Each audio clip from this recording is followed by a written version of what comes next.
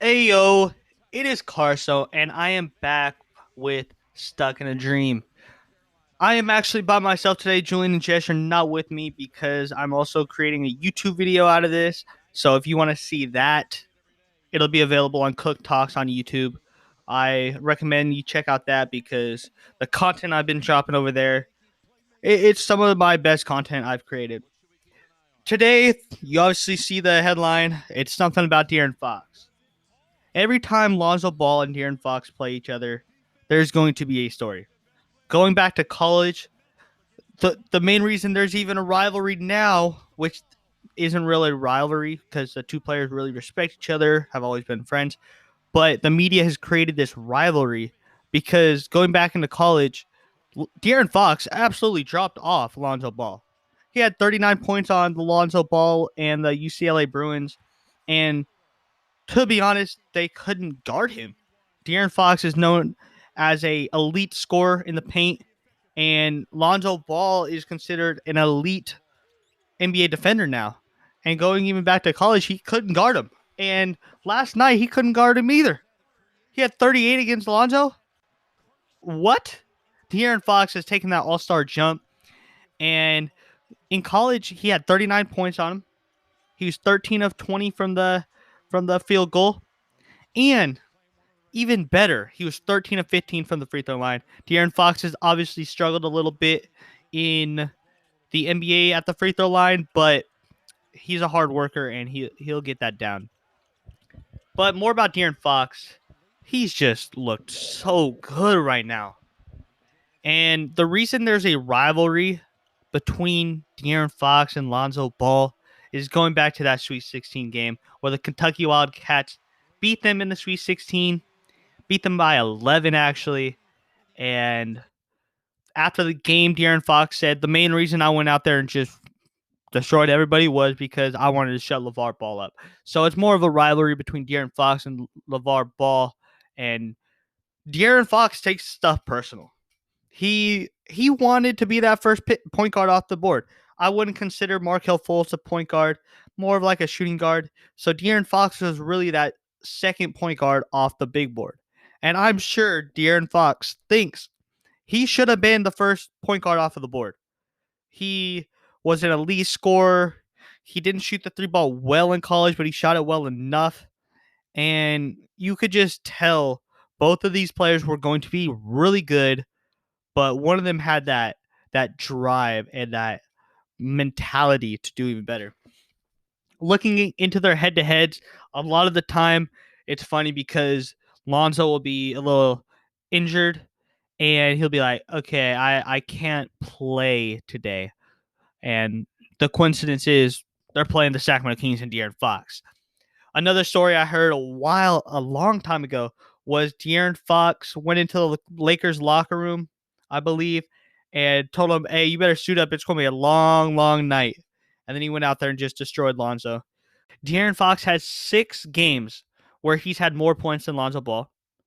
He's had 4 games where he has more rebounds. Lonzo has 5 games where he has more assists. They're tied on steals and tied on blocks.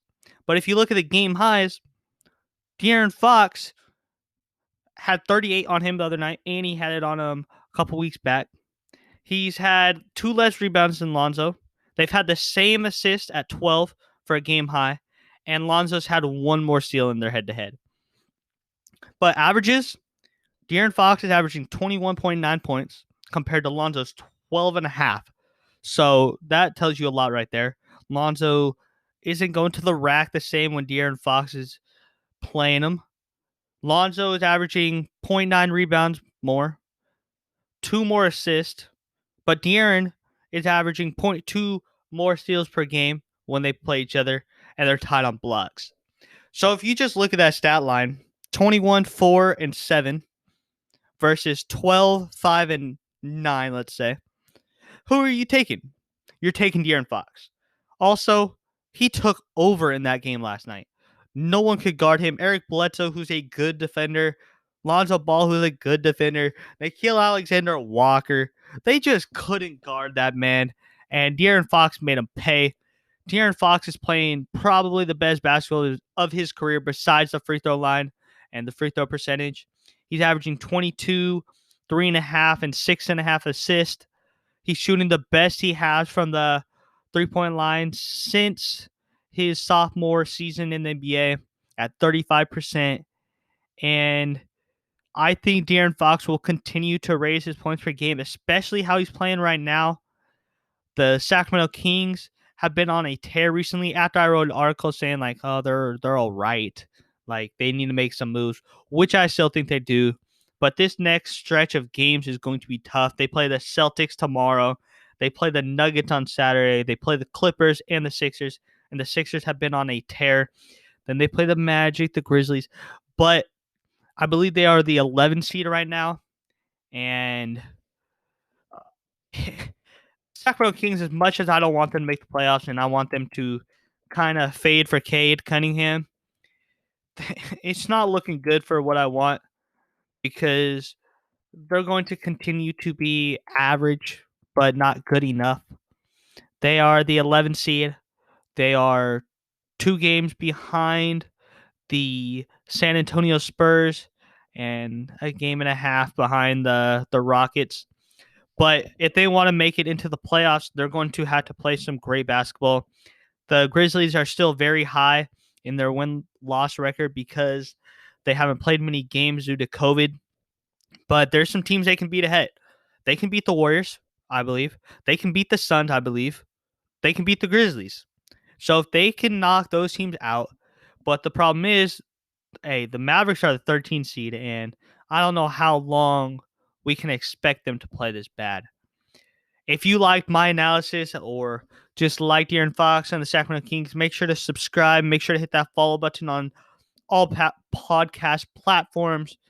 Make sure to check me out on Instagram, carsoncook.talks. It's been fun.